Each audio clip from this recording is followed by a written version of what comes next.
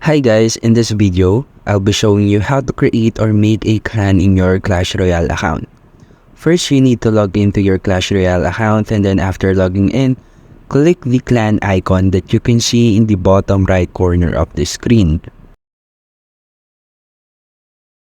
Now after clicking this, it will show you this interface.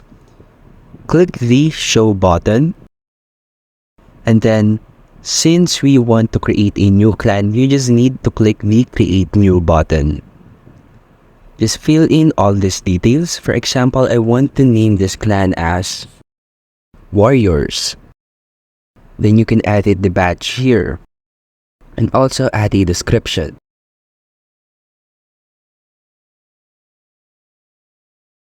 You can also set the required trophies in order for players to join your clan.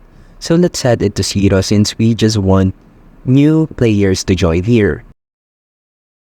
And then the location can also be international. Then click the create button. The creation of a new clan costs about 1,000 coins. And as you can see, we have created a clan.